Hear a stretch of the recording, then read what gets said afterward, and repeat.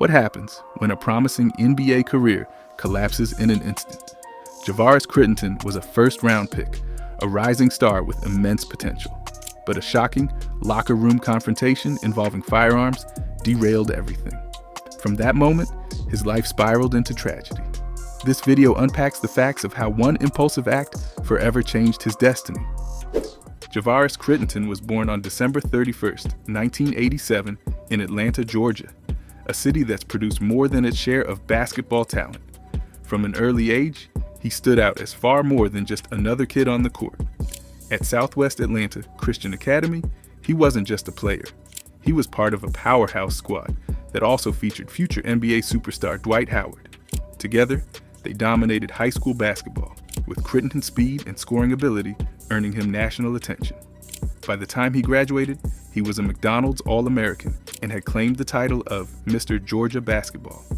That momentum carried him to Georgia Tech for the 2006-07 season, where he wasted no time proving himself. As a freshman, Crittenton averaged double figures, showed flashes of leadership, and helped his team reach the NCAA tournament. His performance earned him a spot on the ACC All-Freshman team and third-team All-ACC honors. Remarkable achievements for someone just 1 year out of high school. With the buzz around him growing, Crittenton declared for the 2007 NBA draft. The Los Angeles Lakers selected him 19th overall, seeing him as a young guard they could develop alongside Kobe Bryant. Could this have been the start of a long, promising NBA career? In his rookie season, he played limited minutes, but showed glimpses of potential. Soon, he was traded to the Memphis Grizzlies and later to the Washington Wizards. Though his numbers were modest, many still believed he had time to grow. After all, he was just getting started. By the time Javaris Crittenton landed with the Washington Wizards, he was still considered a young guard trying to find his place in the league. But in December 2009, everything changed. Not because of his performance on the court, but because of a card game gone wrong. The story began with trash talk and rising tension between Crittenton and star teammate Gilbert Arenas. What started as joking around over debts from a gambling game quickly turned serious. Arenas, known for his eccentric personality, tried to mock the situation by bringing 4 guns into the locker room. He laid them at Crittenton's stall with a note that reportedly said, "Pick one." It was meant as a joke, or so Arenas later claimed. But Crittenton didn't take it as a joke. Instead, he pulled out his firearm in response, a move that stunned teammates and created instant panic inside the locker room. What was supposed to be a routine day before practice suddenly turned into one of the most infamous moments in NBA history. How often does a professional sports locker room turn into the scene of a standoff? The fallout was immediate and severe. Both Arenas and Crittenton were suspended for the rest of the 2009-10 season. In January 2010, they each pleaded guilty to misdemeanors. Crittenton received 1 year of unsupervised probation, while Arenas faced probation, community service, and a fine. For Arenas, there was at least a chance to come back. He returned to the court, though his career was never the same. For Crittenton, however, this was the end of his NBA journey. He was released by the Wizards shortly after and never played another game in the league. His career had effectively ended, not with an injury, but with a gun. After the suspension and public fallout, Crittenton still hoped his NBA career wasn't over. In 2010, the Charlotte Bobcats gave him a shot, inviting him to training camp.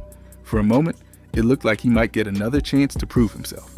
But before the season even began, the team cut him. The door to the NBA was already closing. Not ready to give up, Crittenton looked overseas. That same year, he signed with the Zhejiang Guangxia Lions in China. In just 5 games, he showed the scoring ability that once made him a first-round pick, averaging an impressive 25.8 points per game. On paper, it was proof that he could still play at a high level. But short stints in foreign leagues rarely guarantee a path back to the NBA. After China, he returned to the United States and joined the Dakota Wizards of the NBA Development League. There, he continued to grind, trying to rebuild his reputation and skill set. Teammates described him as determined, someone who still believed in his future. But the reality was hard to ignore. The NBA wasn't calling. Was talent the problem? Or was it the shadow of the locker room scandal that followed him everywhere? Despite flashes of brilliance, Crittenton never regained his footing. These comeback attempts were his last appearances as a professional basketball player, and they marked the beginning of a much darker chapter in his life. For all his efforts to rebuild a career in basketball, Crittenton's life was already drifting away from the game. In August 2011, his name made headlines again, but this time not in the sports pages. Earlier that year, he had reportedly been robbed of jewelry and valuables. Police later believed that anger and a desire for revenge drove his next actions. On the night of August 19, 2011, while driving through southwest Atlanta, Crittenton allegedly opened fire at a group he believed was connected to the robbery. But in the chaos, his bullet struck someone who had nothing to do with it. 22-year-old Julian Jones, a mother of 4. She was walking with 2 men when she was killed. Investigators concluded she wasn't the intended target, just an innocent caught in the line of fire. One mistake had turned tragic.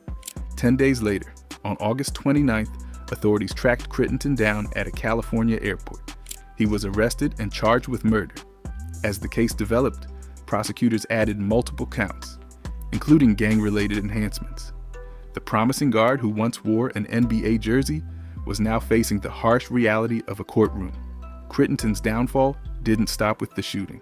In January 2014, while still awaiting trial, he was indicted in Atlanta for conspiring to traffic multi-kilogram quantities of cocaine and hundreds of pounds of marijuana. His legal troubles were no longer tied to one tragic night, but reflected a pattern of dangerous choices. In April 2015, he pleaded guilty to manslaughter and assault, receiving 10 years in prison and 10 years of probation. After a decade behind bars, Javaris Crittenton finally walked free on April 21st, 2023. He had served roughly 10 years of his sentence before being released under probation and community service requirements. For many, his name had become a faded memory, a cautionary tale from a different era of the NBA.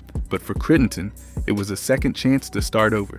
Since his release, he has tried to redirect his life. Instead of hiding from his past, he has leaned into it, speaking publicly and engaging with youth organizations. His goal has been to warn others about the dangers of anger, pride, and bad decisions, the very things that derailed his own path. He has also reconnected with his family, quietly rebuilding relationships that prison years had strained. Was this a genuine step toward redemption, or just an attempt to rewrite the narrative? Public reflection soon followed in a much larger way.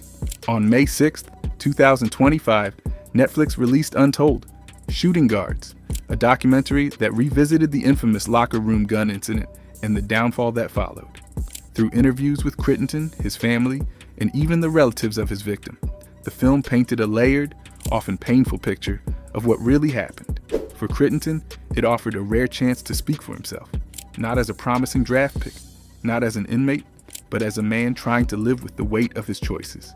Javaris Crittenton's story is the definition of a career cut short. In the end, it wasn't injuries or lack of talent that ended his time in the NBA. It was a single locker room incident that spiraled into a chain of consequences. One moment, he was a first-round pick with a future ahead of him, and the next, he was a convicted felon. The NBA, and especially the Washington Wizards, felt the shockwaves of that scandal. It forced the league to reflect on its culture, its policies around firearms, and the responsibilities of young athletes suddenly handed fame and money. How could something meant to be entertainment end with 2 teammates facing off over guns? Beyond basketball, the cost was even greater. Julian Jones, a 22-year-old mother of 4, lost her life. A family was left grieving, and Crittenton himself lost the prime years of his adulthood to a prison sentence, watching from behind bars as the world moved on without him. Today, he tries to use his voice differently, speaking to young people, warning them about the dangers of anger and pride. It doesn't erase the past, but it leaves a sliver of hope that his story might prevent someone else's downfall.